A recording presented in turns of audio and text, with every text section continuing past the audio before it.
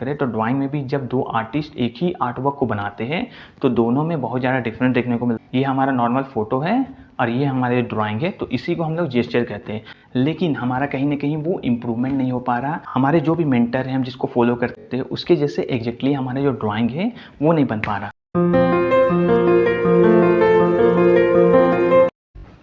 तो हम daily basis पे वीडियो तो देख रहे हैं और डेली बेसिस पे प्रैक्टिस भी कर रहे हैं, लेकिन हमारा कहीं ना कहीं वो इम्प्रूवमेंट नहीं हो पा रहा। हमारे जो भी मेंटर हैं, हम जिसको फॉलो करते हैं, जिसके आर्ट वर्क को देख करके हम प्रैक्टिस करते हैं, उसके जैसे एग्जैक्टली हमारा जो ड्राइंग है वो नहीं बन पा रहा। तो यहाँ पास मैं एग्जाम्पल के थ्रू समझाता हूँ, इसको ध्यान से समझिएगा। तो आप किसी भी आर्ट फॉर्म को देख लीजिए, चाहे वो सिंगिंग हो, डांसिंग हो, चाहे हमारा जो आर्ट फॉर्म है ड्राइंग, तो इसमें एक चीज़ कॉमन देखने को मिलेंगे। चलिए हम एग्जाम्पल लेते हैं डांस की। तो आप बहुत सारे रियलिटी शो देखे होंगे जिसमें जो मंच में डांस करते हैं दो अलग अलग आर्टिस्ट जो आकर के डांस करते हैं, तो दोनों जब डांस करते हैं तो दोनों के डांस में बहुत ज़्यादा डिफरेंट देखने को मिलता है। दोनों के जो बॉडी मूवमेंट है, रिदम है, वो बहुत ज़्यादा डिफरेंट देखने को मिलता है। तो उसी तरह ड्राइंग की बात करें तो ड्राइंग में भी जब दो आर्टिस्ट एक ही आर्ट वर्क को बनाते हैं तो दोनों में बहुत ज़्यादा डिफरेंट देखने को मिलता है। दोनों में जो रिदम है, दोनों का जो फ्लो है, उसमें बहुत ज़्यादा डिफरेंट देखने को मिलता है। तो ये बहुत ही कॉमन चीज़ें हैं। तो उसको कैसे ठीक करेंगे, तो वही सारा चीज़ आज हम लोग देखने वाले हैं। तो आज का जो हमारा टॉपिक होने वाला है वो है जेस्चर स्टडी। तो जेस्चर क्या चीज़ है उसके बारे में समझने वाले हैं। ये डेली बेसिस पे प्रैक्टिस क्यों करना ज़रूरी है और ये इतना इंपॉर्टेंस क्यों है, वो सारी चीज़ों के ऊपर देखने वाले हैं। तो अभी इसको ध्यान से देखिएगा। तो ये हमारा जो है ये नॉर्मल फोटो है और ये हमारा जो है नॉर्मल जो उसका प्रोपोर्शन जजमेंट है। ये तो थोड़ा सा एडवांस लेवल का हो गया, लेकिन थोड़ा सा इनिशियल लेवल में भी कुछ होता है। जो हमारा है ये हमारा नॉर्मल फोटो है और ये हमारे ड्राइंग है, तो इसी को हम लोग जेस्चर कहते हैं। तो आज हम लोग इसी का स्टडी करने वाले हैं। तो इसको शुरू से लेकर के लास्ट तक देखिएगा, क्योंकि ये वीडियो काफ़ी ज़्यादा इन्फॉर्मेटिव होने वाला है और काफ़ी ज़्यादा नॉलेज भी मिलने वाला है। तो चलिए वीडियो को स्टार्ट करते हैं। तो चलिए आज का जो डेमोन्स्ट्रेशन है हम लोग स्टार्ट करते हैं। और ये जो हमारा डेमोन्स्ट्रेशन है वो सब डेमोन्स्ट्रेशन से एडवांस होने वाला है, सबसे ज़रूरी भी है ये। क्योंकि ये जो हमारा होता है जेस्चर स्टडी, इसमें क्या होता है कि हम चीज़ों को ज़्यादा याद रख पाते हैं, क्योंकि हम इसमें सबसे सिंपल तरीके से किसी ड्राइंग को ड्रॉ करना सीखते हैं। तो यहाँ पर जो मैं रेफरेंस फ़ोटो लिया हूँ उसके थ्रू मैं कैसे उसको एंगल डिसाइड कर रहा हूँ, लाइन के थ्रू या सर्कल के थ्रू, इसको आप ध्यान से देखिए। और आई होप कि आपने कॉपी पेन ले करके बैठा होगा और इस चीज़ को ड्रॉ भी कर रहे होंगे, क्योंकि ड्रॉ करना बहुत ज़्यादा ज़रूरी है। तो इस चीज़ को आपको प्रैक्टिस इसीलिए ज़रूरी है ताकि अगर फ्यूचर में आपको कभी ऐसा सिचुएशन मिल जाता है ड्रॉ करने को, तो आप इजीली इस चीज़ को ड्रॉ कर पाते हो, अगर आप सिंपल तरीके से इसको देखते हो तो। क्योंकि हम ज़्यादा डिटेलिंग वर्क को ज़्यादा याद नहीं रख पाते। लाइक अगर हमें मान के चलिए यही फ़ोटो अगर बनाने को फ्यूचर में मिले, तो हम कभी भी इसको जो डिटेलिंग है, उसके जो पैंट में कितने रिंकल है, उसका फेस का जो शेप्स कैसा है, वो सारा चीज़ हम कभी भी याद नहीं रख पाते। लेकिन जो जेस्चर हम लोग प्रैक्टिस करते हैं तो उससे हमें वो सारा चीज़ याद रखने में ज़्यादा ईजी होता है। तो इसीलिए जेस्चर स्टडी करना बहुत ज़्यादा ज़रूरी है। तो यहाँ जो मैं ड्राइंग कर रहा हूँ, तो यहाँ पर नॉर्मल पहले मैंने जेस्चर स्टडी के थ्रू, लाइन के थ्रू वो एंगल लाने की कोशिश किया। उसके बाद इसमें जो हमारा अगला प्रोसेस आता है वो आता है प्रोपोर्शन जजमेंट। तो वो बाद का स्टेप होता है, लेकिन सबसे पहला स्टेप हमारा जेस्चर ही आता है। तो जेस्चर इसीलिए ज़रूरी है ताकि हम डायनेमिक जो बिहेवियर है उसको ऐड कर सकें, बॉडी मूवमेंट जो हमारा हो रहा है वो सारा चीज़ को ऐड कर सकें। तो इसीलिए ये सारा चीज़ किया जाता है, क्योंकि बॉडी मूवमेंट मेन चीज़ आ जाता है। क्योंकि हम स्टार्टिंग जब करते हैं तो डायरेक्ट हम डिटेलिंग वर्क में घुस जाते हैं, डिटेलिंग देखने लगते हैं। तो वो स्टार्टिंग में हमें कभी नहीं करना चाहिए, डिटेलिंग में कभी स्टार्टिंग में नहीं घुसना चाहिए। क्योंकि अगर हम ज़्यादा डिटेलिंग में घुसेंगे तो हम ये सारा चीज़ जो बेसिक लेवल की चीज़ें हैं, कैसे हम डायनेमिक जो बिहेवियर है उसको कैसे जज करें, हम प्रोपोर्शन जजमेंट कैसे करें, वो सारा चीज़ पे हम ध्यान नहीं दे पाते। तो ये सबसे ज़्यादा ज़रूरी होता है। आप चाहे बाद में किसी भी मीडियम से काम करते हैं, जब ये सारा चीज़ आपका स्ट्रॉन्ग रहता है तो आपको वो सारा चीज़ भी करने में ईजी होता है। फ्यूचर में जब आप इसको ज़्यादा से ज़्यादा प्रैक्टिस करोगे तो ऑटोमेटिक आपको फ्यूचर में इसका जो क्या बेनिफिट है वो आपको दिखने लगेगा। तो क्योंकि देखिए अगर हम सिंपल तरीके से कोई चीज़ को ड्रॉ करते हैं तो हम उस चीज़ को ज़्यादा ईजी तरीके से याद रख सकते हैं। और हम जितना ज़्यादा ये जेस्चर स्टडी करते हैं, जितना अलग अलग एंगल से स्टडी करते हैं, तो हम उसको सिंप्लीफाई करने में ज़्यादा ईजी होता है और सिंपल तरीके से चीज़ों को देखने सीख जाते हैं। अगर हम बाहर भी कहीं निकल रहे हैं तो हम जो भी हमारे आसपास की चीज़ दिखती है, हम उसको ऑब्जर्व करते हैं, तो हम उसको सिंपल तरीके से जब देखते हैं तो हम उसको ज़्यादा अच्छी तरीके से याद रख पाते हैं। तो वही सारा चीज़ हमारे आर्ट फॉर्म में बाद में यूज होने वाला है। तो इसीलिए हमें सबसे सिंपल तरीके से चीज़ों को देखना और समझना बहुत ज़्यादा ज़रूरी है। तो वो सारा चीज़ करना बहुत ज़्यादा ज़रूरी है। तो यहाँ पर जो मैं लेग्स का पार्ट है तो उसके लिए भी मैंने यहाँ पर शुरू में लाइन दिया, तो लाइन के थ्रू परफेक्ट हो सकता है कि शुरू में लाइन भी मैंने दिया तो वो परफेक्ट ना बने, थोड़ा सा इधर उधर हो, लेकिन कहीं ना कहीं हमारा जो एंगल है वो पता चल जाता है कि कैसे एंगल में वो मूव होगा, कैसे उसका फ्लो कैसे जाएगा, थोड़ा सा राउंड आएगा या सर्कल आएगा, कैसे आएगा, तो वो सारा चीज़ हमारा वो जेस्चर के थ्रू पता चल जाता है। बाद में जब हम इसमें प्रोपोर्शन जजमेंट करते हैं, सारा चीज़ को बैठाते हैं, तो पता चलता है कि वो कैसा शेप्स आएगा। तो यहाँ पर जो मैं ड्राइंग कर रहा, तो यहाँ पर उतना ज़्यादा ध्यान नहीं दे रहा हूँ कि हैंड जो है हमारा परफेक्ट बना है या नहीं बना है, बॉडी का मूवमेंट जो है हमारा सही बना है कि नहीं। यहाँ पर नॉर्मल मैं स्टडी कर रहा हूँ, और जब ये स्टडी कर रहे हैं आप तो ओवर हैंड ग्रिप में कोशिश कीजिए, स्टडी कीजिए, क्योंकि ओवर हैंड ग्रिप में आप चीज़ों को ज़्यादा अच्छी तरीके से स्टडी कर सकते हैं। और स्टडी के लिए ओवर हैंड ग्रिप का यूज करना चाहिए, क्योंकि यहाँ बस कैमरे से अच्छे से शो नहीं हो पा रहा था, इसीलिए मैं यहाँ जो ट्राइपॉड ग्रिप है उसके थ्रू मैं यहाँ पर ड्राइंग कर रहा हूँ। लेकिन आप जब स्टडी कर रहे हैं तो ओवर हैंड ग्रिप से ही स्टडी कीजिए। ओवर हैंड ग्रिप अगर नहीं पता है तो मैं डिस्क्रिप्शन में जो लिंक है वो दे दूँगा, वहाँ जा कर के आप जान सकते हैं कि ओवर हैंड ग्रिप क्या चीज़ होता है। तो बेसिकली वो ईजल में ड्रॉ किया जाता है, पेंसिल को थोड़ा सा दूर पकड़ करके उसमें बस फ्लो के थ्रू बस वो एंगल लाने की कोशिश किया जाता है। तो वो सारा चीज़ स्टडी करना बहुत ज़्यादा ज़रूरी है अगर प्रोफेशनली बढ़ना है आगे। तो यहाँ पर सारा चीज़ मैं ऐड करने के बाद यहाँ हमारा जो ड्राइंग है ये लगभग कंप्लीट है, और बाकी डिटेलिंग ऐड करना है तो इसमें कर सकते हैं। तो अब हम लोग चलते हैं सेकेंड एग्जाम्पल की ओर। तो सेकेंड एग्जाम्पल भी सेम हमारा उसी तरह से करेंगे। तो यहाँ पर जो हमारा रेफरेंस फ़ोटो है तो इसमें बहुत सारा डिटेलिंग है, लाइक क्लोथ में जो रिंकल आ रहा है या क्लोथ का जो कर्व कैसे जा रहा है, कहाँ एंगल उसका कैसे जा रहा है, वो सारा चीज़ बहुत सारा डिटेलिंग है। लेकिन यहाँ पास मैं इसको सिंप्लीफाई कर रहा हूँ, सबसे पहले जेस्चर के थ्रू, फ्लो के थ्रू वो लाने की कोशिश कर रहा हूँ, उसके बाद उसमें डिटेलिंग ऐड करने का बात का काम हो जाता है। तो यहाँ पर देखिए मैं नॉर्मल हेड के लिए एक सर्कल दिया, बॉडी के लिए एक कर्व लाइन दिया, शोल्डर के लिए एक कर्व लाइन दिया, उसके बाद जो हैंड के लिए है वो लाइन के थ्रू बस वो एंगल लाने की कोशिश कर रहा हूँ। उसके बाद का काम हमारा प्रोपोर्शन जजमेंट आता है। तो हालांकि मैंने प्रोपोर्शन जजमेंट पे वीडियो पहले ला दिया, लेकिन पहले आपको जेस्चर स्टडी ही करना पड़ेगा, तब जा करके आप किसी भी ड्राइंग में वो मूवमेंट ला सकते हैं। और कभी भी जेस्चर स्टडी कर रहे हैं आप तो जो बड़ा बड़ा जो पोर्शन है पहले उसको आप ड्रॉ करने की कोशिश कीजिए। लाइक जैसे कि स्टोमच का जो हमारा पार्ट है उसको पहले ड्रॉ कर रहे हैं, जो लंबा लंबा कर्व है उसको पहले ध्यान में रख करके उस चीज़ को ड्रॉ कर रहे हैं। तो आपको पहले वही चीज़ करना पड़ेगा, जो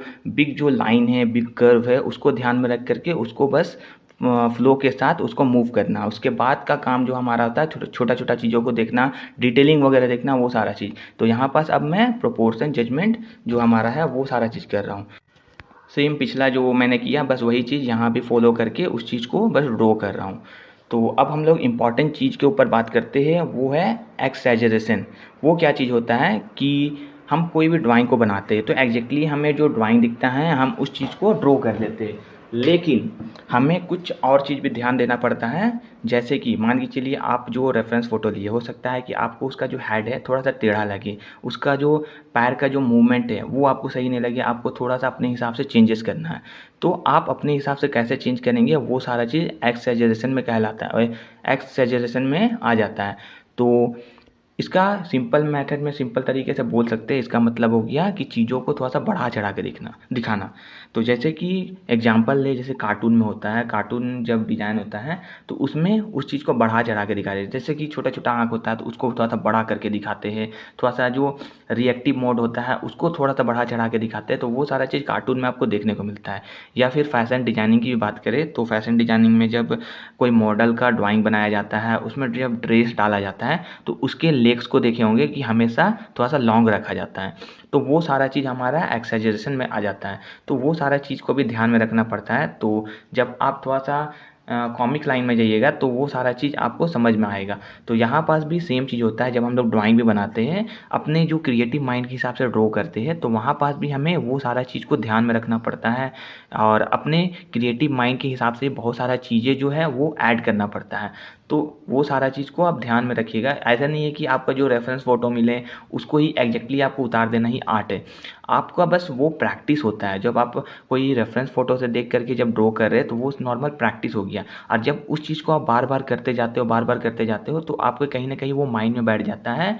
और फ्यूचर में कभी आपको ऐसा सिचुएशन मिलता है, बिना देखे जो आप ड्राइंग बनाते हो वही आपका क्रिएटिव होता है, क्रिएटिव माइंड होता है, तो उस हिसाब से ड्रॉ होता है। तो अब हम लोग तीसरा एग्जाम्पल पे जा रहे हैं। तो सेम ज़्यादा से ज़्यादा हम लोग प्रैक्टिस कर रहे हैं अलग अलग एंगल में। तो यहाँ पर देखिए कर्व जो हमारा है, तो उसके लिए भी अगर मैं डायरेक्टली बनाता तो हो सकता था वो परफेक्टली ना बने, उसका जो पोज़ है वो परफेक्टली ना बने। तो इसीलिए यहाँ पर जेस्चर स्टडी के थ्रू उसको ड्रॉ कर रहे हैं।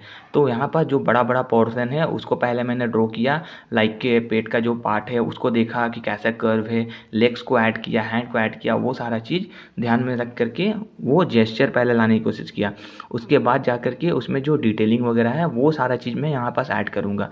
तो यहाँ पास भी जो हेड वगैरह है तो उसके लिए ज़्यादा ध्यान नहीं देना है कि नोज़ परफेक्ट वहाँ पास आएगा या आइस आएगा, वो सारा चीज़ पे नहीं ध्यान देना है। बाहर की जो चीज़ें हैं वो भी बाहर के चीज़ें भी जो मैं ड्रॉ कर रहा हूँ वहाँ डिटेलिंग नहीं देख रहा हूँ कि आई पास थोड़ा सा मूव किया हुआ है, हल्का सा राउंड सर्कल टाइप का है, तो वो सारा चीज़ भी ध्यान नहीं दे रहा हूँ। तो यहाँ पास नॉर्मल फोकस करना है कि आपको बस वो पोज लेके आना है, जैसे एंगल है वो सारा एंगल लेकर के आना ही आपका जेस्चर स्टडी में आ जाता है। और भी बहुत सारे जो होते हैं, बहुत सारे आर्टिस्ट अलग अलग तरीके से इसको जेस्चर स्टडी करते हैं। तो आप अगर उसको कॉपी करने की कोशिश करेंगे तो कभी नहीं होगा, क्योंकि आपको अपना स्टाइल डेवलप करना है। आप भले उसको देख करके प्रैक्टिस कीजिए, आप अलग तरीके से करने की कोशिश कीजिए, लेकिन आपका अपना स्टाइल ही वो डेवलप होना चाहिए। क्योंकि आप सोचें, बहुत सारे लोग सोचते हैं कि मेरे जो मेंटर है उसके जैसे मैं ड्राइंग नहीं बना पा रहा हूँ, उसके जैसे रैपिड स्केचिंग जैसे बहुत सारे टीचर लोग करते हैं उसके जैसे परफेक्टली मेरा रैपिड स्केचिंग नहीं हो पा रहा। लेकिन अगर आप परफेक्टली उनके जैसे अगर रैपिड स्केचिंग करेंगे तो फिर फ़र्क क्या रह जाएगा, फिर तो आपका कोई पहचान ही नहीं बना। क्योंकि रैपिड स्केचिंग में बहुत सारे जो आर्टिस्ट हैं उनको देख करके, उसकी स्केचिंग को सिर्फ देख करके बता देते हैं हाँ ये आर्टिस्ट ने ये ड्राइंग बनाया।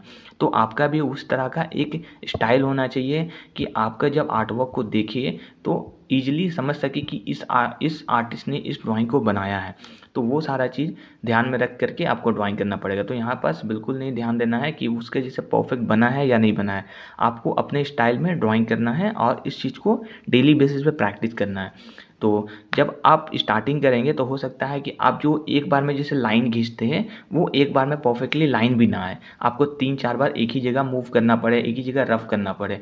तो स्टार्टिंग में ये चीज़ होता है, लेकिन जब आप डेली बेसिस पे करोगे तो ऑटोमेटिक आपका कॉन्फिडेंस डेवलप होता है और एक ही बार में आप वो ड्राइंग करने लग जाओगे और एक ही बार में वो एंगल भी लाने लग जाओगे। तो ये प्रैक्टिस के साथ होता है, एक दिन में कुछ परफेक्ट नहीं होता, आपको डेली प्रैक्टिस करना होगा और ये प्रैक्टिस के साथ परफेक्ट होता चला जाएगा। तो यहाँ पास जो हमारा ड्राइंग है वो तैयार है। तो हैंड का जो पार्ट है वो सारा चीज़ मैं आपको दिखा देता हूँ। तो हैंड का जो पार्ट है उसके लिए भी यहाँ पास ज़्यादा डिटेलिंग नहीं दिया, नॉर्मल फिंगर का नॉर्मल एंगल बस वो सारा चीज़ दे दिया। और आपको यहाँ पास शेडिंग ऐड करना है तो कर सकते हैं, अदरवाइज ऐसे भी रहने दे सकते हैं। तो यहाँ पास मैं थोड़ा सा हैचिंग के थ्रू बस वो थोड़ा सा शेड कर दे रहा हूँ ताकि डार्कनेस एंड लाइटनेस थोड़ा सा पता चले। बाकी तो शेडिंग पे भी मैं वीडियो लाऊंगा आगे, शेडिंग किस तरह से किया जाता है परफेक्टली, और कुछ वीडियो मैंने लाया है। तो शेडिंग पे अभी मैं ज़्यादा ध्यान नहीं दे रहा हूँ ताकि आपका पहले ये चीज़ मजबूत हो, उसके बाद हम लोग शेडिंग में जाएंगे। और शेडिंग में भी बहुत सारे जो डिटेलिंग है वो सारा चीज़ देखेंगे, क्योंकि शेडिंग बहुत बड़ा टॉपिक है वो भी, तो वो सारा चीज़ को देखने वाले हैं। तो पहला तो हम लोग का फोकस होना चाहिए ड्राइंग पे, क्योंकि ड्राइंग के बिना वो सारा चीज़ बेकार है। तो अब हम लोग लास्ट एग्जांपल की ओर जा रहे हैं। तो ये थोड़ा सा और डिफ़िकल्ट सब्जेक्ट है। तो इसमें भी देखिए, शोल्डर के लिए मैं नॉर्मल एक लाइन दिया, हेड के लिए एक सर्कल दिया, और जैसे हल्का कर्व है वो सारा चीज़ दिया, और लेग्स के लिए भी नॉर्मल एक लाइन दिया। तो वो सारा चीज़ को ध्यान में रख करके बस मैं एक लाइन के थ्रू वो एंगल लाया। एंगल लाने के बाद उसमें जा कर के डिटेलिंग वगैरह जो है वो सारा चीज़ ऐड करूँगा। तो ये सारा जो प्रैक्टिस से आप जितना ज़्यादा करोगे आपके माइंड में वो सारा चीज़ ईजिली बैठ जाएगा। क्योंकि जेस्चर स्टडी में क्या होता है कि आप चीज़ों को ज़्यादा अच्छी तरीके से याद रख सकते हो, क्योंकि ये कुछ नहीं है। देखिए, आपका नॉर्मल चीज़ है, आपको कभी ऐसा ड्राइंग बनाने को मिला, आप ऐसे बना दीजिए ड्राइंग, तो ये सबसे ईजी तरीका हो जाता है आप चीज़ों को याद रखने का। तो हम ये तो समझ गए जेस्चर क्या चीज़ होता है, जेस्चर का स्टडी करना क्यों ज़रूरी है, ये क्यों इम्पोर्टेंस है, इन सारे चीज़ों को हम लोग जान गए।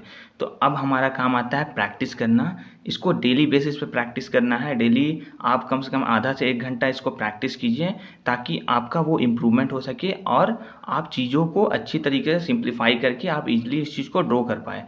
तो आई होप कि आपने इस चीज़ को प्रैक्टिस भी किया होगा और ये वीडियो कैसा लगा आप कमेंट करके ज़रूर बताइए। प्लस आपको अगला टॉपिक क्या चाहिए, आपको किस में चैलेंज फेस हो रहा है, वो सारा चीज़ आप ज़रूर कमेंट करके लिख के भेजिए ताकि मैं उसको देखूं। और प्लस वीडियो को लाइक शेयर एंड कमेंट भी ज़रूर कीजिएगा ताकि बहुत सारे जो एस्पायरिंग आर्टिस्ट हैं वहाँ तक हमारा वीडियो पहुँचे और उनको भी इनसे कुछ हेल्प मिले। तो बिल्कुल लाइक शेयर एंड कमेंट। तो यहाँ पास हमारा जो ड्राइंग है वो कंप्लीट है। तो अगला टॉपिक पे हम लोग मिलते हैं। तो चलिए वीडियो को क्लोज करते हैं और मिलते हैं नेक्स्ट वीडियो में।